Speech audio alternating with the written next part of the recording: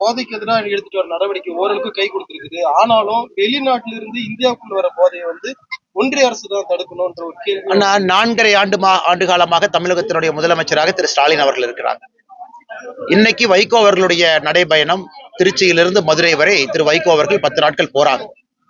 சமுதாய மத நல்லிணக்கம் அப்படிங்கிற பெயர்ல வரவேற்க வேண்டிய விஷயம் தான், தவறு கிடையாது. மூத்த தலைவர் நிறைய நடைபயணம் போயிருக்கிறாங்க. 10க்கும் மேற்பட்ட நடைபயணம் வைகோ அவர்கள் நடத்தியிருக்கின்றார்கள். இது 11வது நடைபயணமா இருக்கணும். நம்முடைய தமிழ்நாட்டினுடைய முதலமைச்சர் அவர்கள் அங்கே சென்று விட்டு இந்த முழு பூசணிக்காய சோத்துல மறைக்கிறது அப்படிம்பாங்க. அதை இன்னைக்கு நாம பார்த்திருக்கின்றோம். எப்படின்னா, அதாவது தமிழகத்துல கஞ்சா புழக்கம் அதிகமாக இருக்கிறது, நம்ம எல்லோருக்குமே தெரியும். சிந்தட்டிக் ட்ரக் அதிகமாக இருக்கிறது. ட்ரெடிஷனல் ட்ரக்ஸ் என்று சொல்லக்கூடிய கஞ்சாவிலிருந்து புழக்க வழக்கங்கள் அதிகமாக இருக்கு. அப்படியே திருப்பி இன்னைக்கு மத்திய அரசு தான் காரணம் என்கின்ற பழிய மத்திய அரசின் மீது போட பாக்குறாங்க. திமுகவுக்கு கைவந்த கலை, அதுவும் குறிப்பாக முதலமைச்சர் ஸ்டாலின் ஐயாவுக்கு கைவந்த கலை. 6 மாத காலம் இருக்கும்போது அதை கையில் எடுப்பாங்க. முதலமைச்சர் அவர்களுக்கு யாராவது அரசியலமைப்பு சட்டத்தை பற்றி பாடம் எடுக்க வேண்டிய கட்டாயம் நமக்கு இருக்கு. அரசியலமைப்பு சட்டம் என்ன, அதை படிச்சுட்டு தான் அவர் பதவி பிரமாணம் எடுத்து தமிழகத்தினுடைய முதலமைச்சர் அந்த இருக்கையில் இருக்கிறாங்க. அப்ப இந்த law and order, maintenance, security இதெல்லாம் யாருடைய பொறுப்பு அப்படின்னு பார்த்தா ஸ்டேட் லிஸ்ட்ல வரும். 3 லிஸ்ட்ல, ஸ்டேட் லிஸ்ட்ல, மாநில அந்தஸ்து பட்டியல் அதெல்லாம் இருக்கும். அதற்குத்தான் காவல்துறை என்பது மாநில அரசனுடைய முழு பொறுப்பில் இருக்கக்கூடிய ஒரு துறை. மத்திய அரசுக்கும் தமிழகத்தினுடைய காவல்துறைக்கும் எந்த சம்பந்தமும் இல்லை. எனக்கு முழுமையாக இந்தியா முழுவதுமே காவல்துறை என்பது மாநில அரசனுடைய பொறுப்பு. அதுக்குள்ள இன்டெலிஜென்ஸ் முதலமைச்சருடைய பொறுப்பு, அதுக்குள்ள கஞ்சா ஒழிப்பு பிரிவு முதலமைச்சருடைய பொறுப்பு. இவ்வளவு விஷயம் இருக்கு. மத்திய அரசு மாநில அரசுக்கு ஹெல்ப் பண்றதுக்காக நார்கோட்டிக்ஸ் கண்ட்ரோல் பியூரோ NCB என்கின்ற அமைப்பு வச்சிருக்கிறாங்க. அதுவும் கூட இன்னைக்கு சவுத் ஜோன் டைரக்டரா தமிழகத்தை சார்ந்த தமிழ்நாட்டில் இருக்கக்கூடிய IPS அதிகாரி ஒருத்தர் அங்க பொறுப்பேற்றிருக்கிறார். இத்தனை விஷயங்கள் நடக்கும் பொழுது இதற்கு முன்பு வேறு வேறு ஆட்சி காலத்துல அதே திறமையாக பணி செய்த காவல்துறை நண்பர்கள் திராவிட முன்னேற்ற கழகத்தினுடைய ஆட்சி வந்த பிறகு பெண்களுக்கு எதிரான குற்றங்கள் அதிகமாயிருக்கு, குழந்தைகளுக்கு எதிரான குற்றங்கள் அதிகமாயிருக்கு, கஞ்சா புழக்க வழக்கம் அதிகமாயிருக்கிறது, வன்முறைகள் அதிகமாயிருக்கு, டெரரிஸ்ட் இன்சிடென்ட் அதிகமாயிருக்கு. அப்படி இருக்கும் பொழுது இன்னைக்கு சாதாரண பொதுமக்கள் எல்லோருமே கஞ்சா புழக்க வழக்கத்துல நம்முடைய குழந்தைகள் பாதிக்கப்படுகின்றார்கள் என்பது எல்லா இடத்திலையும் கேட்கிறோம். ஆனால் மடைமாற்றுவதற்காக சம்பந்தமே இல்லாத ஒரு விஷயத்தை கொண்டு வந்து மத்திய அரசு பொறுப்பேற்க. ஆமா, மத்திய அரசு எங்க பொறுப்பேற்கணும்? மத்திய அரசு பார்டரை தாண்டி ஷிப்ல கன்சைன்மெண்ட் ஈரான்ல இருந்து பாகிஸ்தான்ல இருந்து வர்றாங்க அப்படின்னா அது மத்திய அரசுடைய பொறுப்பு. கோஸ்ட் கார்டு மத்திய அரசு கிட்ட இருக்கு, நேவி மத்திய அரசு இருக்கு, அதை திறமையாக செய்து கொண்டிருக்கின்றார். ஆனா தமிழகத்தை பொறுத்தவரை இன்னைக்கு பள்ளி மாணவர்களை, நடுத்தர மக்களை குறிவைத்து தாக்கக்கூடிய கஞ்சா எங்கிருந்து வந்துச்சு? ஏகப்பட்ட விஷயம் வித்தின் த ஸ்டேட் வருது. அதுக்கு தான் மாநிலத்தினுடைய பார்டர்ல காவல்துறை இருக்கணும். ஸ்டேட்டுக்குள்ள இருந்து வருது. அவங்க கஞ்சா லேபே வச்சிருக்காங்க, மெத்து லேபே வச்சு உருவாக்கிட்டு இருக்காங்க, கெமிஸ்ட்ரி லேப் மாதிரி. அதுல இருந்து வருது. ஆன்லைன்ல ஆர்டர் பண்ணா காமர்ஸ்ல வருது, டார்க் வெப்ங்கிறாங்க, அதுலயும் வருது. அதனால முதலமைச்சரை பொறுத்தவரை இது இவ்வளவு பேசுறதுக்கு தெளிவா சொல்லிடலாம். என்னால தமிழகத்தை நிர்வாகம் செய்ய முடியல, என்னால காவல்துறையை நிர்வாகம் செய்ய முடியல, முதலமைச்சர் சொன்னா நாங்க பாத்துக்கிறோம், மத்திய அரசு பார்த்துக்கொள்ளும். முழு பொறுப்பையும் வைத்துக்கொண்டு இவ்வளவு பெரிய பொய்யை சொல்லுகின்றார். எனக்கு அடுத்த 6 மாசம் கிளிப்பிள்ளை மாதிரி இதை மட்டும்தான் பேசுவார். நான் ஏன் முதலமைச்சரா தோத்துட்டேன்னா மத்திய அரசு எனக்கு எந்த விதமான சப்போர்ட் கொடுக்கல. நான் ஏன் முதலமைச்சரா தோத்துட்டுனா மத்திய அரசு தமிழ்நாட்டுக்குள்ள வர்ற கஞ்சாவை கட்டுப்படுத்தல. நான் ஏன் முதலமைச்சரா தோத்துட்டுனா தமிழகத்தினுடைய காவல்துறை மத்திய அரசு கட்டி போட்டார். இது எதையும் மக்கள் நம்ப மாட்டார்கள். மக்கள் எல்லோரும் அறிவார்ந்தவர்கள். மாநில அரசினுடைய வேலை என்ன, மத்திய அரசினுடைய வேலை என்ன என்பதை முழுமையாக தெரிந்தவர்கள். அதனால் முதலமைச்சர் சாக்கு போக்கு சொல்லாம தோல்வி அடைஞ்சிட்டா ஒப்புக்கிட்டோம். கஞ்சா புழக்கத்தை தமிழகத்துல கட்டுப்படுத்துவதிலே நான் முதலமைச்சராக தோற்றுவிட்டேன்னு அவர் சொல்லட்டும், அதுக்கு நாங்க பதில் சொல்றோம். ஆனால் தோற்றுவிட்டு பழியை மத்திய அரசின் மீது போடுவதை எந்த காரணத்திற்கும் ஏற்றுக்கொள்ள முடியாது. சார், தமிழ்நாட்டில இருந்து ஷிரடி சாய்பாபாக்கு பக்தர்கள் அதிகமா போறாங்க. ஆனா ட்ரெயின் ஃபெசிலிட்டிஸ் ரொம்ப கம்மியா இருக்கு.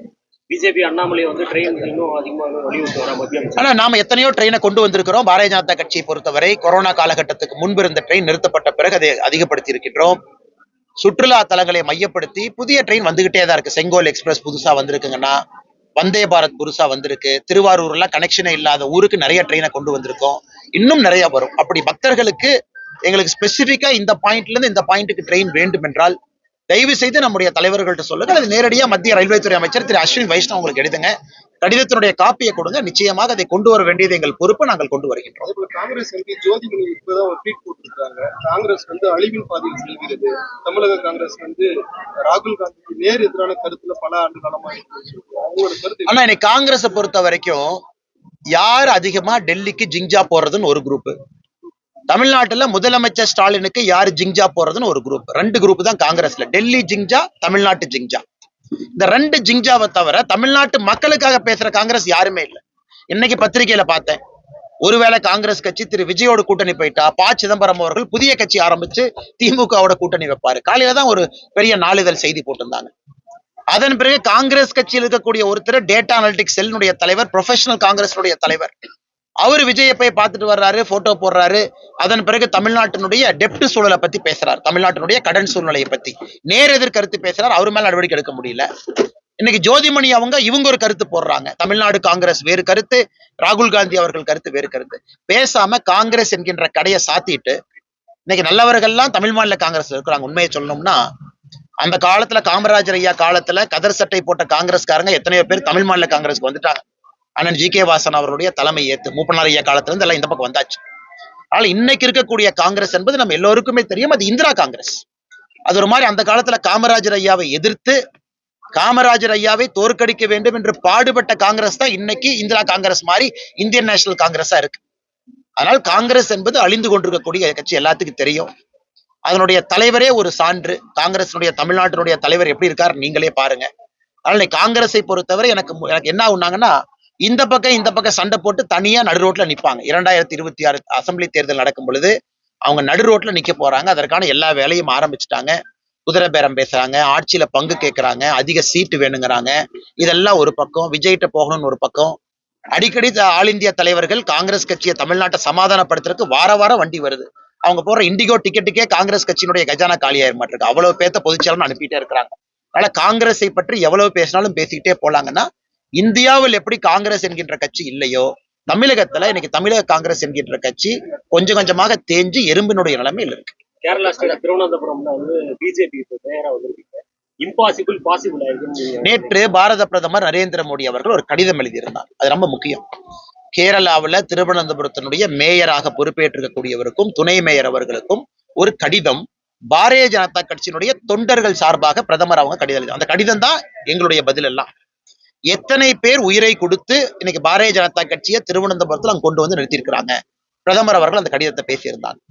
விக்ஷித கேரளம், வளர்ந்த கேரளம் என்கின்ற ஒரு புள்ளியை மையப்படுத்தி இன்னைக்கு திருவனந்தபுரத்தில் இருந்தோம். நாம் நன்றாக புரிந்து கொள்ள வேண்டும், திருவனந்தபுரம் என்பது கம்யூனிஸ்ட் கட்சியினுடைய கோட்டை.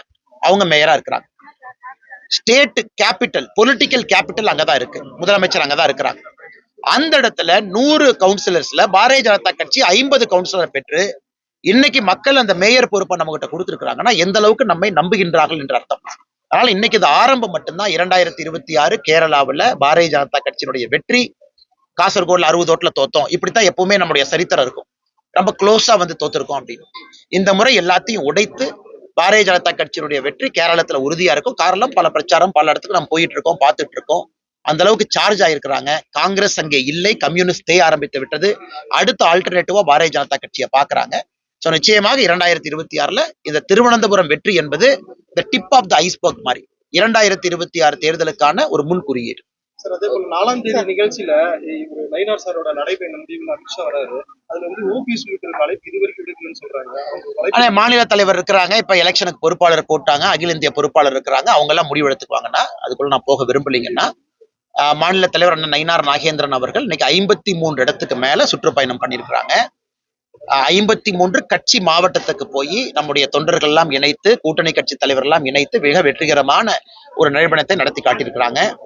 கடந்த ஒரு வார காலமாக இந்த நடைபயணத்தில் அவரோடு நான் பங்கேற்றேன். ஊட்டியாக இருக்கட்டும், கோயம்புத்தூரா இருக்கட்டும், அந்த பகுதியெல்லாம்.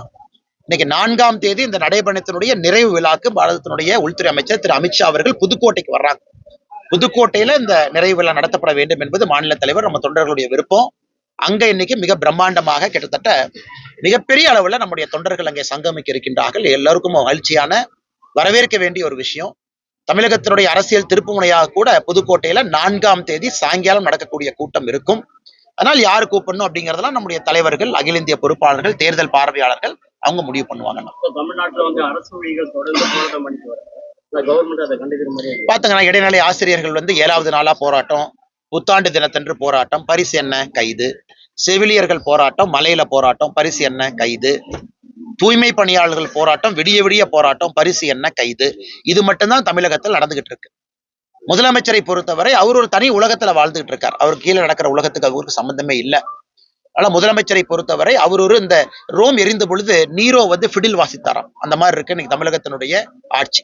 மக்கள் எல்லாம் பசியிலே வெந்து போய் கிடைக்கின்றார்கள், கோபத்தில் இருக்கிறாங்க, சட்டம் ஒழுங்கு சீர்குலைந்திருக்கு.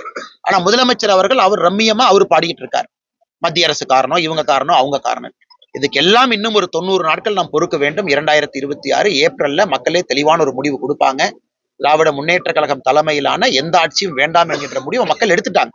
இவிஎம்ல அவங்க பட்டன் அமுத்தின பிறகு அந்த முடிவுக்காக மட்டும்தான் நம்ம எல்லாம் காத்திருக்கிறோம். பப்ளிக் கூட்டம் வந்து அதிகமா கூடுறாங்க. ஆனா நான் எந்த மாநாட்டுக்கும் போல, நான் எங்கேயும் பார்க்கலீங்கன்னா, யாரையும் பார்க்கல. எல்லா தலைவர்களும் அவங்கவுங்க கூட்டம் போட்டுட்டும், பிடித்தவர்கள் பார்க்கட்டும், கேட்கட்டும், அவங்க முடிவெடுக்கட்டும். இவிஎம் மிஷின் போய் சொந்தமாக யோசித்து தமிழகத்தை யார் மாற்றுவார்கள் என்று நம்பி அவங்க வாக்களிக்கட்டும். தொடர்ந்து நாங்கள் சொல்லிக் கொண்டிருப்பது தேசிய ஜனநாயக கூட்டணியின் மீது மரியாதையும் அன்பும் நம்பிக்கையும் வைத்து விட்டார்கள். அது தேர்தலில் பிரதிபலிக்கும். நன்றி.